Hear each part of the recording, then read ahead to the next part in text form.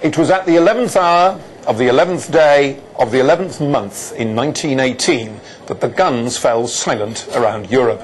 The legacy of the devastating loss of life in the First World War has shaped the way we remember our dead.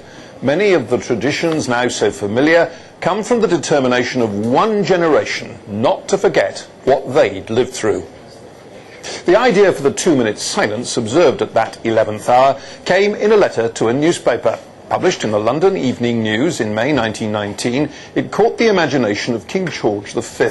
A royal proclamation was issued calling for the silence so that the thoughts of everybody should be concentrated on reverent remembrance of the glorious dead.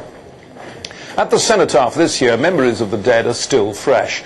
The bodies of 3 Black Watch soldiers killed in Iraq arrived back in Britain only this week. That there was a public need to remember became obvious when the cenotaph was first unveiled in 1919. Its steps were spontaneously covered in wreaths by members of the public. The temporary wood and plaster monument was rebuilt in stone in recognition of its importance. In the passing years, it's been the focus of each Remembrance Sunday, remembering the dead of each conflict, however controversial. But it's the poppy which has become the most enduring symbol of Remembrance Day. It was immortalised in one of the most famous First War poems. In Flanders Fields was written by John McCrae. He saw the flowers bloom from his makeshift medical station near Ypres in 1915. In Flanders Fields the poppies grow, between the crosses, row on row, he wrote. The flowers blossomed in the churned-up earth of the Western Front, covering the battlefields with their blood-red petals. The annual Poppy Appeal still raises money for soldiers and their families. Last year, a record £21.7 million from the sale of the paper flowers went to the Royal British Legion.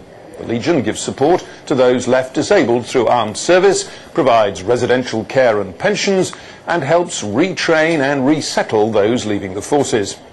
But for many of us, it's the bravery of those First World War veterans that still prompts us to wear a poppy.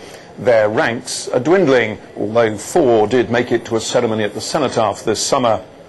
For new generations, the challenge will be to keep the symbol alive as the survivors pass away.